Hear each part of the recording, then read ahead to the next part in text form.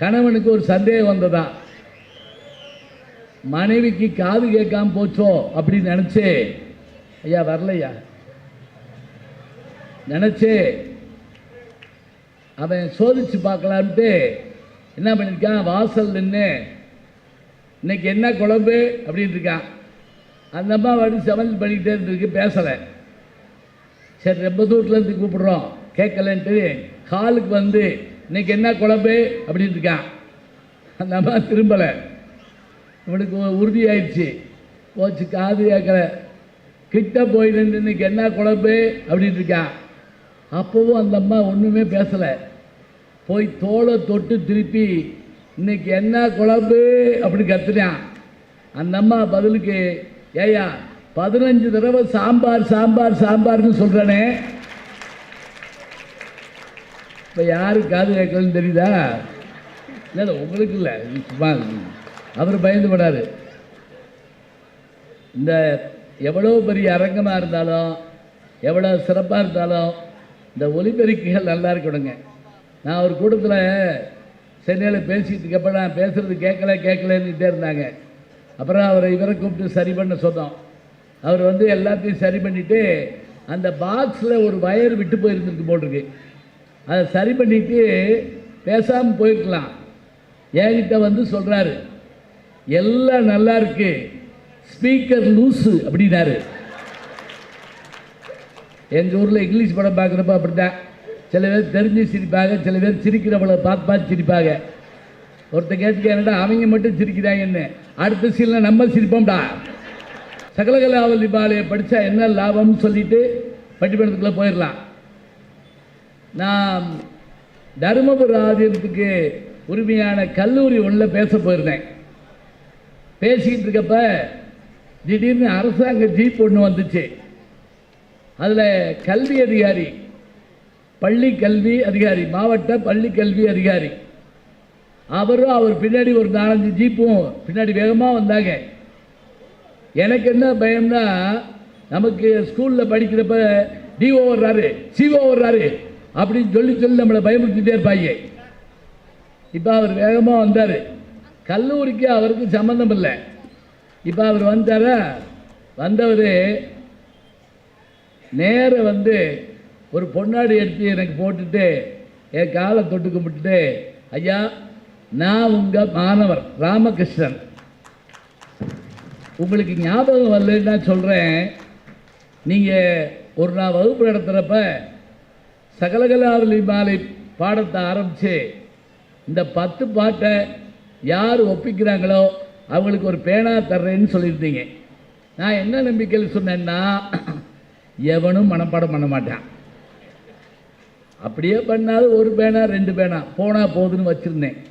நம்புறீங்களோ இல்லையாங்க, 60 பேரும் மனப்பாடம் பண்ணிவிட்டாங்க.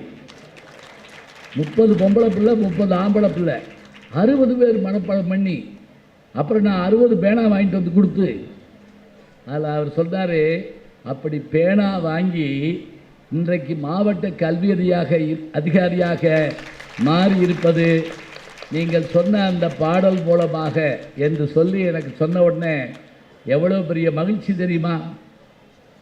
அந்த பாடலுக்கு இந்த பெருமை உண்டு. 10வது பாட்டையும் சொல்கிறேன். மண்கண்ட வெண்குடை கீழாக மேம்பட்ட மன்னரும் என் பண்கண்டளவில் பணியை செய்வாய், படைப்போன் முதலாய் விண்கண்ட தெய்வம் பலகோடி உண்டேனும் விளம்பில் உண்போல் கண்கண்ட தெய்வம் உளதோ சகலகலாவல்லியே. ஒவ்வொரு பாட்டிலையும் சகலகலாவல்லி சகலகலாவல்லி சகலகலாவல்லவன்னு என் நண்பர் பத்மஸ்ரீ கமலஹாசனுக்கு பேர். சகலகலாவல்லி யாரு? கலைவாணி. நல்லா என்னை கேட்டு அழகாக சொல்கிறீங்க, கலைவாணி. இந்த காஞ்சி மாநகருக்கு என்ன பெருமை தெரியுமா? இவான் ஸ்வாங் வந்துட்டு போகிறது இங்கே தான். 7வது மனிதன் படம் கூட இருக்காங்கல்ல, போதி தர்மர் வாழ்ந்த இடம்ங்கிறாங்க இல்லையா, அந்த இடத்துல நிற்காத போதி தர்மர் பிறந்த இடம் 7வது அறிவு படம் பார்த்தீங்களா? அதில் அந்த வில்லன் இங்கே வந்த உடனே அங்கேருந்து அறிவிப்பு போகிறோம், அங்கே நிற்காத, அது போதி தர்மர் பிறந்த இடம். என்ன தெரியுதா? இந்த இடத்தில் வேறு எதுவும் செல்லாது. அத்தகைய பெருமை மிகுந்த ஊர் இந்த ஊர் காஞ்சி மாநகரம்.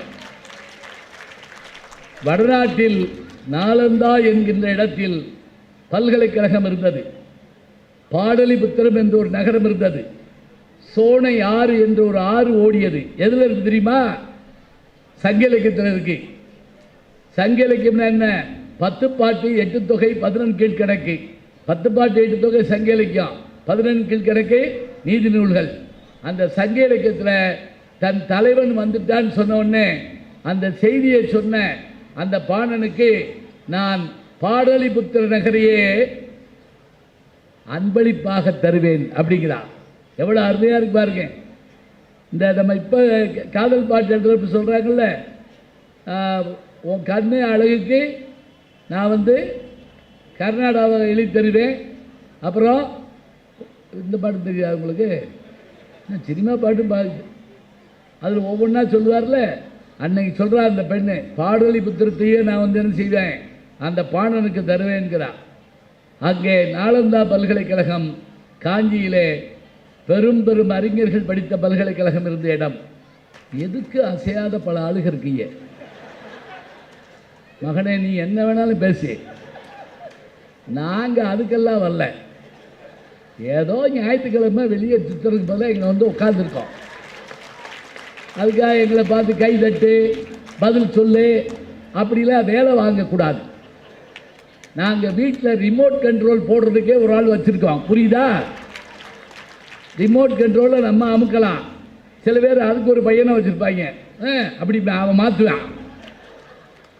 சரி, லியோ டால்ஸ்டாய் யார் தெரியுங்களா? காந்தியடிகள் தனக்கு மனச்சோர்வு ஏற்படுகிற போது கடிதம் எழுதி கேட்பார், இதற்கு நான் என்ன செய்யட்டும்? அப்போ டால்ஸ்டாய் சொல்லுவாராம், உங்கள் நாட்டில் தமிழ் மொழி என்ற ஒரு மொழி இருக்கிறது. காந்தியடிகளுக்கு சொல்கிறாரு. யார் சொல்கிறா? ரஷ்ய நாட்டு அறிஞர் சொல்கிறாரு. அது திருக்குறள் என்ற ஒரு நூல் இருக்கிறது, மனக்கவலை மாற்றும் மருந்து அந்த நூலில் இருக்கிறது என்று அவர் சொன்னதை கேட்டு காந்தியடிகள் வெட்கமடைந்தார். நம் நாட்டில் இருக்கக்கூடிய திருக்குறளை பற்றி ரஷ்ய நாட்டுக்காரர் சொல்கிறாரு. எப்படி சொன்னார்? ஜியு போப்பினுடைய மொழிபெயர்ப்பை டால்ஸ்டாய் படிச்சிருக்கார். தமிழ்நாட்டில் பிறந்த திருவள்ளுவர் எழுதி ஜியு போப் மொழிபெயர்த்து ரஷ்ய நாட்டு அறிஞருக்கு அதை கடிதத்தில் எழுத காந்தியடிகள் படித்துவிட்டு திருக்குறளை உடனடியாக வாங்கி அதனுடைய மொழிபெயர்ப்பு முழுவதையும் படிச்சிருக்கார். அதை தெரிஞ்சு வச்சுக்கோங்க. எப்போவுமே புத்துயிர்ப்பு நாவல நேரம் இருந்தால் படிங்க. போரும் வாழ்வும் அவருடைய புத்தகங்களில் ரொம்ப முக்கியமான ஒன்று.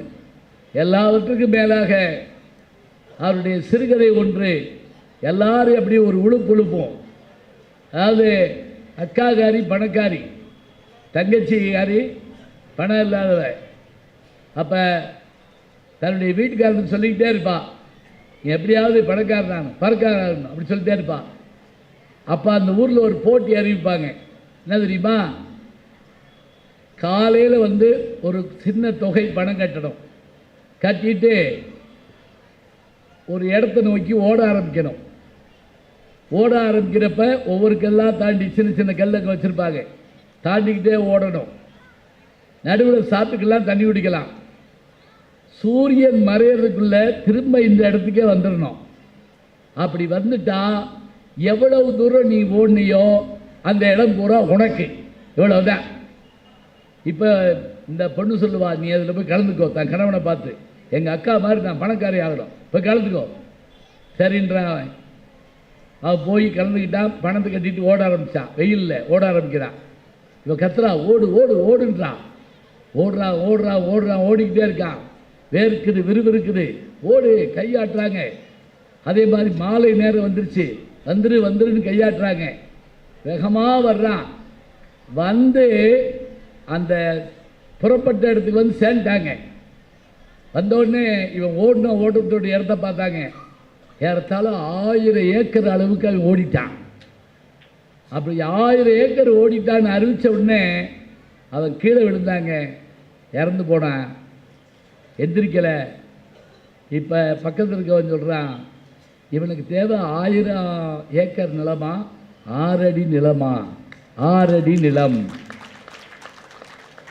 பேராசை பேராசை அவ்வளோதான். இப்போ அந்த மனைவி அழுதுட்டுருப்பா, நம்ம ஆசை எப்படி ஆக்கிடுச்சு பாருங்க. 6 அடி ஆடி அடங்கும் வாழ்க்கையடா 6 அடி நிலமே. இந்த பாட்டு எழுதுனது யாரு? கண்ணதாசன். வேற ஆளே கிடையாது உங்களுக்கு. இந்த கல்லூரியில் நான் பார்த்துருக்கேன், ஏதாவது ஒரு பாட்டை கொடுத்து எழுத சொன்னால் திருவள்ளுவர்னு போடுறார், அவர் எழுதிட்டு பாடுறார். கண்ணதாசன் நன்றி. யாருங்க? சுரதா. சுப்பு ரத்தன தாசன். பாரதிதாசனுடைய சுப்புரத்தன்கிறது பாரதிதாசனுடைய பேர். சுப்பு ரத்னதாசன் சுரதா. என்ன படம்? அப்படி சபாஸ். 2 புத்தகம் தரணும் அவருக்கு. புத்தகத்தையே காணும். நான் பாடி சொல்லிக்கிட்டு இருக்கேன். கடைசியில் நான் தான் கையில் காசு கொடுத்துட்டு போகிறேன், அந்த புத்தகம் வாங்க இந்த புத்தகம் வாங்குங்கன்னு சொல்லி. நான் பார்க்காத இடம் இல்லை, போகாத நாடு இல்லை. நான் பெரிய பணக்காரனா கிடையாதுங்க. இல்லை நான் அரசியல்வாதியா? இல்லை. இல்லை நான் பெரிய தாதாவா? கிடையாது, நான் தாத்தா தான். அப்புறம் எப்படி நான் போனேன்? நான் படித்த கல்வி, என் தமிழ் என்னை உலகத்துக்கெல்லாம் கொண்டு போச்சுங்க. இன்னைக்கே அப்படித்தான். இந்த ஏப்ரலில் லண்டன் போகிறேன். சொல்லி வைப்போம், போயிடுவேன். இந்த பாருங்க, பொய்க்காக இல்லைங்க, எதை நினைக்கிறீங்களோ அதுவாங்க. எண்ணியாங்கே இதுவர் எண்ணியர் திண்ணியராக பெறேன். திண்ணியர்ல நல்ல திண்மை உள்ளவர். அதனால நினைச்சு வச்சுக்கங்க. இன்னைக்கு என்ன தலைப்பு அப்படின்னா, நான் என்னை பொறுத்தப்பட்டல என்ன அப்படின்னா, ஒவ்வொரு மேடைக்கும் ஒரு புது தலைப்பு இருந்தால் நல்லா இருக்கட்டும் நான் நினைப்பேங்க. சில பேர் ஜென்மத்துக்கு ஒரே தலைப்பு தான், கணவனா மனைவியா. அந்த 2 பேரையும் நாடு கடத்தணுங்கிறேன், கணவனையும் மனைவியும். அது மட்டும் இல்லை, எப்போ என்ன தலைப்பு போட்டாலும் சரி அதே தான் பேசுறது. ஆனா பெண்ணா, கணவனா மனைவியா, ஆடவரா பெண்டிரா, இதை தவிர வேலை இல்லையா? இன்னைக்கு என்ன தலைப்பு தெரியுமா? நாங்கள் விளக்கமா புத்தகத்திற்கு ஒரு தலைப்பு வச்சிருப்போம். இலக்கியங்கள் காலத்தை வென்று நிற்க காரணம் அதனுடைய படைப்பாளியா படிப்பாளியா? இப்படி சொன்னா புரியாது. ரைட்டரா ரீடரா? இப்போ புரியுதா? இன்னொரு தலைப்பு கொடுப்போம். எப்படி தெரியுமா? நாம் இலக்கியங்களை படிப்பது எதற்காக? இன்புற்று மகளவா, என்டர்டைன்மெண்ட், பின்பற்றி வாழவா, ஃபாலோ பண்ணுறதுக்காகவா? இது கொடுப்போம். இந்த வட்டம் அதெல்லாம் இல்லை, உங்களுக்காக புது தலைப்பு. இது வரைக்கும் எங்கேயும் போடல, இப்போ தான் முதல்ல போடுறோம். என்ன தலைப்பு அப்படின்னா, அறிவியல் வளர்ச்சியால், அறிவியல் வளர்ச்சி, சயின்ஸினுடைய அந்த வளர்ச்சி, அதனால் என்ன பாதிப்பு? கலைகளும் வாசிப்போம். கலைகள் எல்லாமே 1000 கலைகள் 64. வாசிப்பு, புத்தக வாசிப்பு, கலைகளும் வாசிப்பும் வளர்ந்திருக்கிறதா? ஆமான்னு சொல்ல 2 பேர், தளர்ந்திருக்கிறதா? ஆமான்னு சொல்ல 2 பேர். இதுதான் இன்னைக்கு தலைப்பு. அதாவது அறிவியல் வளர்ச்சி வந்த பிறகு சுலபமாக சொல்லாமல், இப்போ யாருமே புத்தகம் படிக்கிறது இல்லைங்க. ஏன்னு அதைத்தான் இன்னைக்கு பேச போகிறோம். சயின்ஸ் வந்த பிறகு நம்முடைய வளர்ச்சி, நம்முடைய கலைகளும் வாசிப்பும் என்ன ஆயிற்று? வளர்ந்திருக்குன்னு பேச 2 பேர், தளர்ந்திருக்குன்னு பேச 2 பேர். இப்போ நீங்கள் கூட கேட்கலாம், ஏன் பட்டிமன்றத்தில் 3 பேர் வர்றதில்லைன்னு. அப்படிலாம் ஒன்றும் இல்லைங்க. டெஸ்ட் மேட்ச் காலமெல்லாம் முடிஞ்சு போச்சு. 2020 மேட்ச் தான். அதில் தான் கெத்தை காட்ட முடியும். புரியுதா? ஒரு சொற்பொழிவுக்கு போகிறோம்னு வைங்களேன், 20 நிமிஷம் தான் சொற்பொழிவு பேசணும். 20 நிமிஷம் கேள்வி பதில். கூட்டத்தில் வந்து கேள்வி கேட்பாங்க, பதில் சொல்லணும். நம்ம ஊர்ல எல்லாம் அப்படி வந்தால் புள்ள பேர் பேசுகிறத விட்டுட்டு ஓடி போயிடுவாங்க. பேசணும், நம்ம வாட்டுக்கு போனோம், நன்றி வணக்கம், அப்படித்தான் வர்றோம். கேள்வி கேட்டால் தான் நம்மளால் மேற்கொண்டு சிந்திக்க முடியும். கேட்டலும் கிளத்தலும் பாரதிதாசன். வினாவிடை முறை நன்னூலில் இருக்கு. அப்போ ஒரு கேள்வி என்பது என்ன? அதிகாரம். நீங்கள் பார்க்கலாம், கல்வின்னு ஒரு அதிகாரத்தை வச்சார். யார்? திருவள்ளுவர். கேள்வின்னு ஒரு அதிகாரம் வச்சார். அது கேள்வின்னா கொஸ்டின் அர்த்தம் இல்லை, கேட்கறது. இப்போ இந்த தலைப்பில் அறிவியல் வளர்ச்சியால் கலைகள், ஃபைன் ஆர்ட்ஸ், அதே மாதிரி ரீடபிலிட்டி, படிப்பு, வாசிப்பு வளர்ந்திருக்கிறதா தளர்ந்திருக்கிறதா? வளர்கிறது என்று பேசுவதற்காக 2 பேர் வந்திருக்காங்க. அதில் முதல்ல அமர்ந்திருப்பவர் நல்ல பேச்சாளர், அருமையான படிப்பாளி, அரசு துறையில் பணியாற்றுகின்ற பெருமகனார், தமிழ் மீது கொண்ட ஆர்வத்தில் பேச்சுலகிற்கு வந்து பேசிக்கொண்டிருக்கிறார். இத்தனை பெருமைகளுடைய வணக்கத்திற்குரிய முத்துவேலன் அவர்கள் சேர்த்துப்பட்டிருந்து வருகை தந்திருக்கிறார். அவரோடு ஆம், கலைகளும் வாசிப்பும் அறிவியல் வளர்ச்சியால் தடைபடவில்லை, வளர்ந்திருக்கிறது என்று பேசுவதற்காக நம்முடைய ஆரணியைச் சேர்ந்த வணக்கத்துக்குரிய பேராசிரியை திருமதி மோகனாம்பாள் அவர்கள் இங்கே வந்திருக்கிறார்கள். அவங்க பேசுவாங்க, நல்லா பாடவும் செய்வாங்க. அது ஒரு பெரிய வசதி தானே. இந்த பாடுறதுங்க எதுக்குன்னா, இந்த தேவையான இடங்களில் படம் வரைக மாதிரிங்க. நம்ம ஒரு செய்தியை சொல்லிட்டு ஒரு பாட்டு பாடினா நல்லாயிருக்கும். எனக்கு ஞான சம்பந்தம் தான் பேர், பாட தெரியாது, அதெல்லாம் பரவாயில்ல. ஆனால் அருமையாக பாடுவாங்க. இந்த 2 பேரும் இதனால் இது வளர்ந்திருக்குதே தவிர குறையவில்லை என்று பேசுவாங்க. அதெல்லாம் இல்லை. என்னைக்கு செல்லு வந்துச்சோ அன்னைக்கு படிப்பு போச்சு. படிக்கிறதில்ல, வாசிக்கிறதில்ல, கலைகள் எல்லாம் அழிஞ்சு போச்சு என்று வருத்தத்தோடு பேசுவதற்காக நாகர்கோயிலிருந்து கிளம்பி வந்திருக்கார். இவர் சேத்துப்பட்டு இந்த இருக்கு, அவங்க ஆரணி அந்த இருக்கு. இவர் மேப்பில் காமிச்சாதான் இருக்கு தெரியும். அவ்வளோ தூரம் நேற்று காலையில் கிளம்பி என்னோட நெல்லை புத்தக திருவிழாவில் பேசிட்டு நான் கொண்டு வந்து திருச்சியில் இறக்கி விட்டு வந்தேன். எப்படியாவது போய் சேருங்க அப்படின்ட்டு. நான் கும்பகோணத்துக்கு போய் ஒரு தமிழ் வழி கல்யாணத்தை முடிச்சுட்டு ஓடியாந்துட்டேன். 13 மணி நேரம் பயணப்பட்டு வர்றாருன்னா உண்மையிலேயே பணம் இல்லைங்க. எங்களுக்கு ஒரு ஆர்வம், படித்ததை பேசணும், பேசணுங்கிறதுக்காக படிக்கணும். புரியுதா? படித்ததை பேசணும், பேசணுங்கிறதுக்காக படிக்கணும். அத்தகைய பேச்சாளர். இவரும் பாடுவார். ஏன்னா இந்த பக்கம் ஒரு ஆள் வேணும்ல, பாடுவார், நல்லா பேசுவார். அதோட தன்னுடைய வாழ்க்கையில் நல்ல காரியங்கள் செய்ய வேண்டும் என்ற எண்ணத்தோடு தான் சம்பாதிக்கிற பணத்தில் ஒரு சிறு பகுதியை முதியோர் இல்லங்கள், அனாதை விடுதிகள், கல்வி பயில முடியாதவர்களுக்கென்று மனதார தந்து கொண்டிருக்கின்ற மனிதநேயமிக்க நல்ல மனிதர் நாஞ்சில் நாவரசு செல்லக்கண்ணன் அவர்கள் வந்திருக்கார். அடுத்த மரத்திற்கு அவர்கள் அவளுக்கு சொந்த ஊர் திருவண்ணாமலை. எம்ஏ, எம்பில், பிஹெச்டி பட்டங்களை பெற்று பல்லாண்டு காலமாக என்னோடு மேடையில் பேசுகிறவர்கள். என்னோடு மட்டுமல்ல, தொலைக்காட்சி, யூடியூப் என்ற எல்லா சகல துறையிலையும் சிறந்து விளங்குகிறவங்க. மதுரையில் பச்சையப்பன் அறக்கட்டளையின் சார்பில் இருக்கின்ற செல்லம்மாள் மகளிர் கல்லூரியினுடைய தமிழ்துறை தலைவர், பேச்சாளர் விமலா அண்ணாதுரை அவர்கள் இங்கே வந்திருக்கிறார்கள். இந்த 2 பேரும் இதெல்லாம் வந்ததுனால தளர்ந்திருக்கிறதுன்னு பேச வந்திருக்காங்க. தலைப்பு சொல்லிட்டேன், நடிகர்களை யாருன்னு அறிமுகப்படுத்திட்டேன். இப்போ முக்கியமான இடத்துக்கு வந்துட்டோம். என்னன்னா, எவ்வளவு நேரம் பேசணும். ஏன்னா நீங்கள் நினைக்கப்படாது, தொடங்கினாலே இன்னும் முடிக்கலை. இவர் பேசி, அவர் பேசி, அவங்க பேசி, இவங்க பேசி, இன்னைக்கு வீட்டுக்கு போன மாதிரி தான்.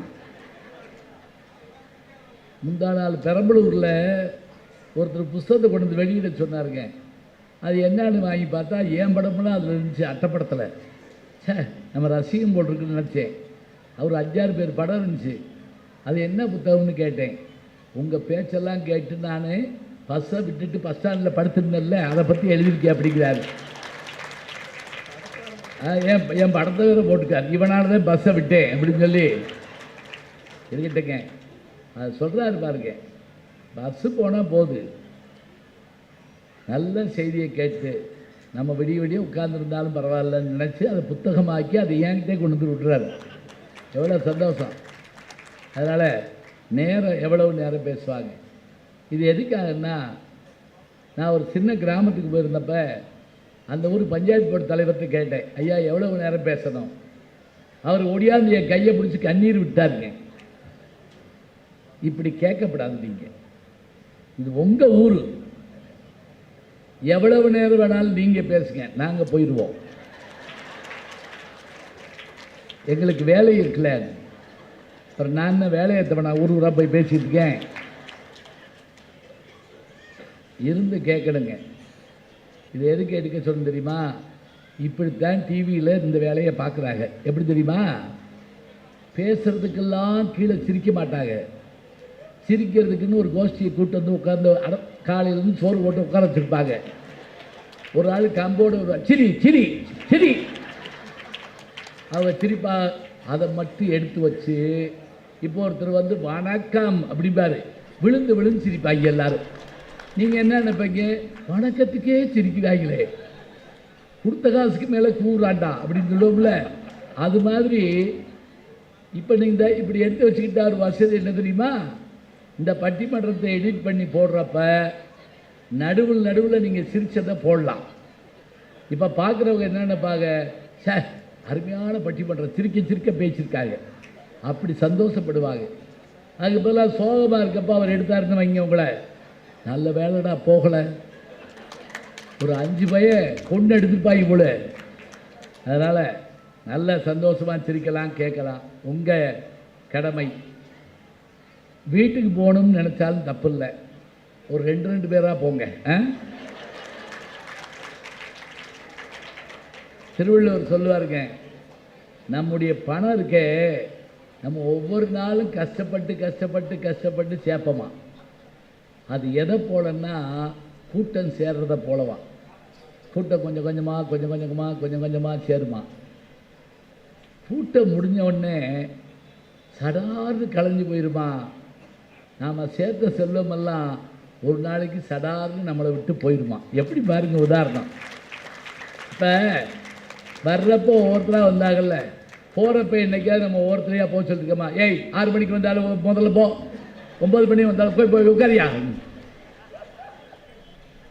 நன்றி சொல்கிறவரே பாவமாக இருக்கும், அவராக பேசுவார். அது வரைக்கும் கூட இருக்க மாட்டோம்.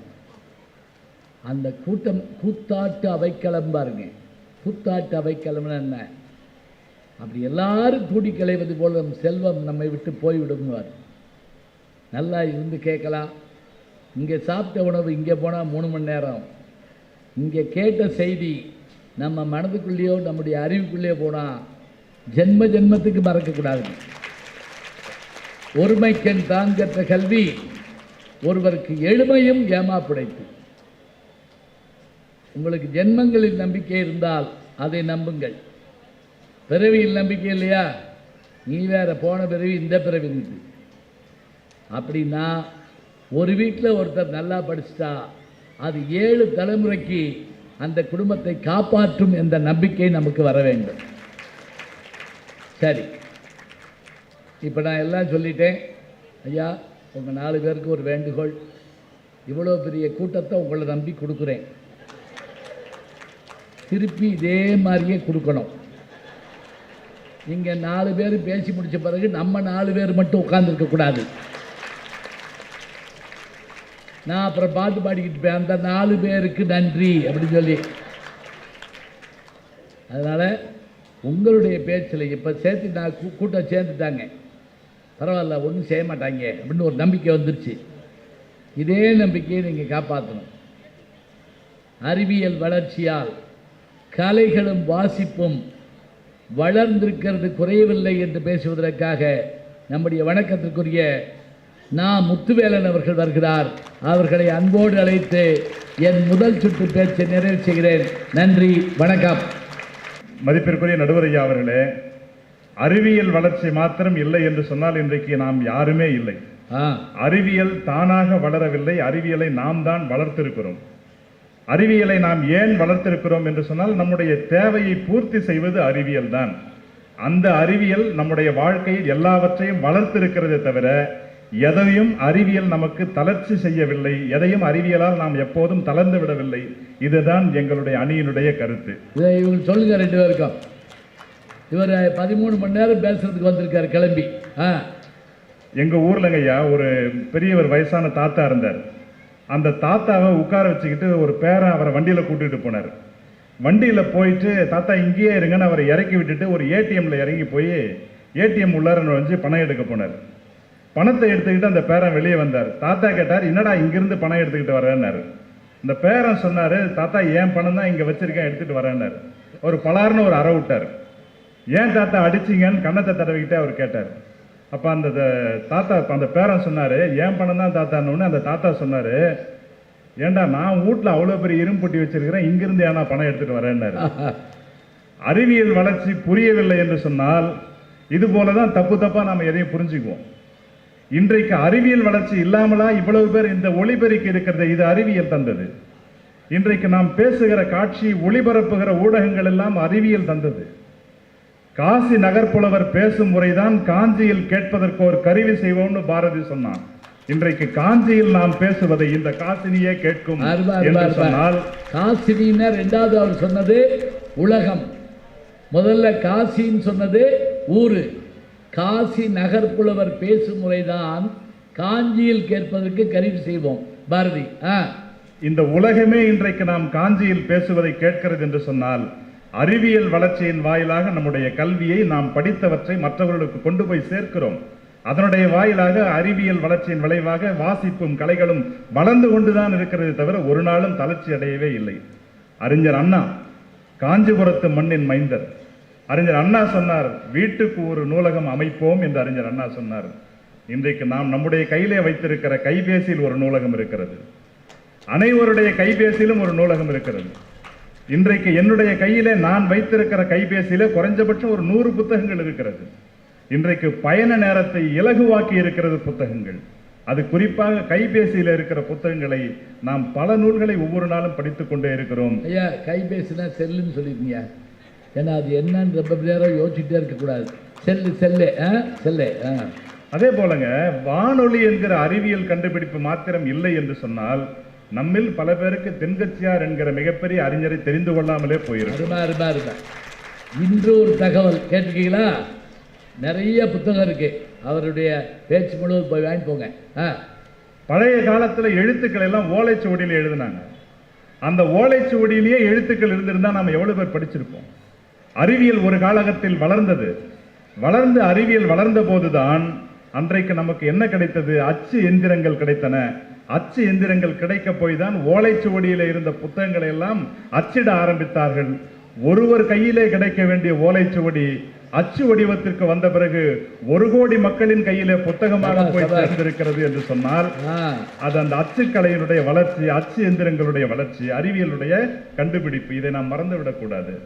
ஓலைச்சுவடியாக இருந்த திருக்குறள் பட்லர் கந்தப்பன் என்கிறவருடைய கையிலே கிடைத்து கலெக்டர் எல்லிஸ் அவர்களுடைய கைக்கு வந்த பிறகு 1812 அச்சுக்கருவிகளுக்கு வந்துதான் இன்றைக்கு நம் அனைவருடைய கைகளுக்கும் திருக்குறள் என்கிற அரிய புத்தகம் கிடைத்திருக்கிறது என்பதை நாம் மறந்துவிடக் கூடாது.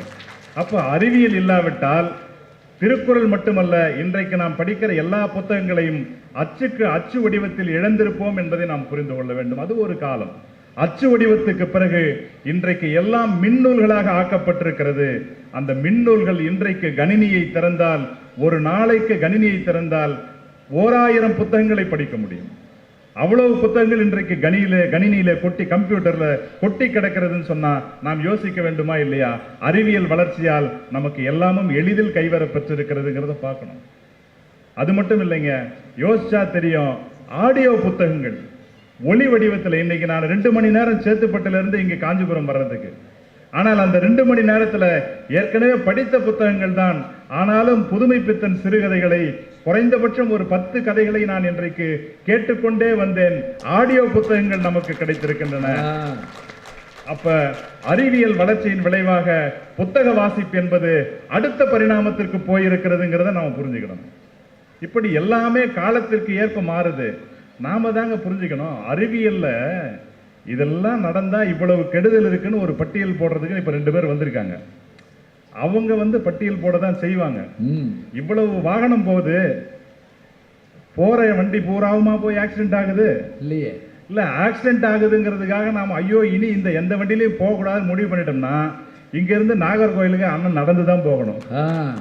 நடந்து போனாதான் ஆக்சிடென்ட் ஆகாது. அதுக்காக நடந்தா போக முடியும்? ஐய, நடந்து போடல, ரோட்ல ஓரமா பிளாட்பார்த்தில் நடந்து போற மேலே ஆள் போய் கார் போய் ஏறுது. அதனால நடந்து போக முடியாது, பறந்து தான் போடும். அப்ப அறிவியல் வளர்ச்சி என்பது இன்றைக்கு நம்ம எல்லாவற்றுக்கும் நாம் அடுத்த நிலைக்கு தயாராகி இருக்கிறோம். சார், ஒரு காலம் கலைகள், பழங்கலைகள் நாட்டில் ஏராளமான கலைகள், அந்த பழங்கலைகள் எல்லாம் இன்றைக்கு மீட்டுருவாக்கம் செய்யப்பட்டிருக்கின்றன. தமிழ்நாட்டில் காஞ்சிபுரத்தில் இங்கிருந்து 20 கிலோமீட்டர் 25 கிலோமீட்டர் தூரத்தில் இருக்கிற புரிசை, அந்த புரிசையில ஒரு தெருக்கூத்து கலைஞர் துரைசாமி கண்ணப்ப தம்புரான் அப்படின்னு தெருக்கூத்து, பாரம்பரிய தெருக்கூத்து கலை. அவங்க இன்றைக்கு அந்த தலைமுறையில 3வது தலைமுறையை சார்ந்த சம்பந்தன் அவர்களுக்கு இந்திய அரசாங்கம் பத்மஸ்ரீ விருது கொடுத்து பாராட்டி இருக்கிறது என்று சொன்னால், அவருடைய கலை உலகம் முழுக்க எப்படி போய் சேர்ந்தது? அறிவியல் ஊடகங்களின் வழியாக போனது. ஒரு புத்தகத்தை எடுத்து வச்சு படிச்சா 3000 புத்தகங்கள் படித்த ஒருத்தர் தான் 3 நிமிஷம், 3000 பக்கங்கள் படித்த ஒருத்தர் தான் 3 நிமிஷம் மேடையில் நின்று பேச முடியும்னு எங்க தமிழையா எனக்கு சொல்லுவார். ஆனா ஐயா ஞானசம்பந்தன் ஐயா மாதிரி பெருமக்கள் எல்லாம் இன்றைக்கு பேசுகிறார்கள். அதை இருந்த இடத்திலிருந்தே நான் கேட்கிறேன். அவர்கள் படித்த வாசிப்பின் அனுபவத்தை நான் இருந்த இடத்திலிருந்தே பெற்றுக்கொள்ளுகிறேன் என்று சொன்னால், இதெல்லாம் அறிவியல் நமக்கு வாசிப்பிற்கான வாசல்களை திறந்து விட்டிருக்கிறது என்பதை தவிர வேறு எதை நாம் புரிந்து கொள்ள முடியும்? அப்போ புத்தகங்களை வாசிப்பதே இல்லைன்னு நாம சொல்ல முடியாதுங்க. அடுத்த கட்டத்துக்கு வந்திருக்கோம். உலகத்திலே இருந்து எங்கோ யாரோ ஒரு மூலையில் யாரோ ஒரு பேராசிரியர் பேசுகிற பேச்சை இன்றைக்கு இங்கிருந்து நாம் கேட்கிறோம். அப்ப வாசிப்பு என்பது நம்மை அடுத்த தளத்திற்கு கொண்டு போய் வைத்திருக்கிறது. ஒரு காலகட்டத்தில் பத்திரிகை படிக்க மாட்டோம். நாட்டில் பத்திரிகைன்னு ஒன்று இருந்ததா? வீட்டுக்கு வீட்டு இன்னைக்கு பத்திரிகை வருது. எல்லாரும் நியூஸ் பேப்பர் படிக்கிறோம். நியூஸ் பேப்பர் பூரா இன்னைக்கு போன்லயும் வருது. நியூஸ் பேப்பருங்கிறதே இல்லாம இருந்தது ஒரு காலகட்டம். கையெழுத்து பிரதிகளா இருந்தது. அந்த கையெழுத்து பிரதிகள் எல்லாம் மாறி இன்றைக்கு பல்வேறுபட்ட செய்தித்தாள்கள் வந்தது. அறிவியலுடைய வளர்ச்சியாக இருந்தது போய் இன்னைக்கு அதையெல்லாம் தொலைக்காட்சியில அந்தந்த நிமிடத்திற்கு செய்திகளை நாம் தெரிந்து கொள்கிறோம். அமெரிக்க அதிபராக இருந்த ஆபிரகாம் லிங்கன் சுட்டுக் கொல்லப்பட்ட செய்தி லண்டன் மாநகரத்திற்கு தெரிவதற்கு 4 நாட்கள் ஆனதுன்னு சொல்லுவாங்க. ஆனால் இன்றைக்கு அங்கே என்ன நடக்கிறதுங்கிறது அடுத்த வினாடியில் நாம் தெரிந்து கொள்ளுகிறோம் என்று சொன்னால், இதெல்லாம் அறிவியல் வளர்ச்சியின் விளைவாக நமக்கு கிடைத்திருக்கிற அரும்பெரும் பொக்கிஷங்கள் என்பதை நாம் புரிந்து கொள்ள வேண்டும். அது மட்டும் இல்லைங்க, நான் நிறைய செய்திகளை சொல்ல வேண்டும் என்று சொன்னால், பக்கத்தில் இருக்கிற கூத்துக்கலை சொன்ன, வீட்டில் இருக்கிற சமையல் கலைங்க. ஒரு காலகட்டத்தில் பெண்கள் மட்டும்தான் சமைப்பாங்க. இன்னைக்கு எல்லா வீட்லையும் எல்லாரும் சமைக்கிறோம். பாவேந்தர் பாரதிதாசன் சொன்னார், சமைத்தலும் வீட்டு வேலை சலிப்பின்றி செயலும் பெண்கள் தமக்கே ஆம் என்று கூறல் சரியில்லை. ஆடவர்கள் நமக்கும் அப்பணிகள் ஏற்கும் என்று என்னும் நன்னாள் வேண்டும். சமைப்பது தாழ்வா, சமைப்பவர் இன்பம் சமைக்கின்றார் என்று பாவேந்தர் பாரதிதாசன் சொன்னார். இன்னைக்கு அந்த சமையல் வேலையை பெண்கள் மட்டுமல்ல, உள்ளபடியே ஆண்களும் அதை கையில் எடுத்திருக்கிறோம் என்று சொன்னால், அதற்கு நமக்கு தொலைபேசி, அலைபேசி, கையில் இருக்கிற செல்போன்ல ஏராளமான ஆப்புகள் இருக்கு. அதையெல்லாம் பார்த்தா மிக எளிதில் நாம் அந்த வேலையை செய்யறோம். இதெல்லாம் வர்றதுக்கு முன்னாடி ஒரு நாள் எங்க வீட்டில் நான் சமைச்சேன். எங்க வீட்டம்மாவுக்கு ஒரு நாள் உடம்பு சரியில்லைன்னு சொல்லிட்டு, இருமா சமைக்கிறேன்னு சொல்லிட்டு தோசை இருக்குன்னு ஃப்ரிட்ஜில் இருந்து மாவு எடுத்து வச்சு தோசை ஊத்தலான்னு போனேன். தோசை என்னை விட கருப்பா வந்துச்சு. உடனே என் பொண்ணு எந்திரிச்சு வந்து பார்த்து சொல்றா, பா நீ தோசை சட்டியை திருப்பி போட்டு சுட்டுன்னுக்கிறப்பான்னா. அப்பதான் எனக்கே தெரியுது, அவ்வளவு நாள் எனக்கு தோசை செய்யறது கூட தெரியல. ஏன்னா உங்க சிலபஸ்ல இல்ல, அவ்வளவுதான். சிலபஸ்ல இல்ல. அப்ப எல்லாவற்றையும் நாம் அறிவியலின் மூலமாகத்தான் எளிதில் பெற்றிருக்கிறோம். அறிவியலின் வாயிலாகத்தான் புத்தகங்களை, கலைகளை எல்லாவற்றையும் நாம் மீட்டுருவாக்கம் செய்கிறோம். பக்கத்தில் இருக்கிற தெருக்கூத்து கலை கூட இன்றைக்கு உலகம் முழுக்க போய் சேர்ந்திருக்கிறது. உலகத்திலே இருக்கிற பல்வேறு கலைகள் தமிழ்நாட்டுக்கு வந்திருக்கிறது. பாரதி சொல்லுவான், சென்றிடுவீர் எட்டு திக்கும் பல கலை செல்வங்கள் யாவும் கொணர்ந்திங்கு சேர்ப்பீர் என்று சொல்லுவான். அப்படி அந்த வகையில் பல்வேறு கலை செல்வங்கள் இன்றைக்கு உலகத்திலே இருக்கிற அத்தனை கலை செல்வங்களும் தமிழ் மொழிக்கு, தமிழ்நாட்டுக்கு வந்திருப்பதற்கு காரணம் அறிவியல் சாதனங்கள் தான். அந்த அறிவியல் சாதனங்களின் மூலமாக நம்முடைய வாசிப்பும் நம்முடைய கலைகளும் உலகத்தரத்திற்கு நிகராக வளர்ந்திருக்கின்றனவே தவிர நிச்சயம் தளர்ந்து போகவில்லை. வேண்டுமானால் நான் இப்படி சொல்லுகிறேன், தளர்ந்து போகிறது என்று நாம் நினைத்தால் அல்லது தளர்ந்து போகிறது என்று நாம் சொல்வேமே ஆனால் அடுத்த தலைமுறைக்கு நாம் தவறான வழிகாட்டுதலை செய்கிறோம் என்பதுதான் அதன் பொருள் என்பதை சொல்லி நிறைவு செய்கிறேன். நன்றி. அருமை.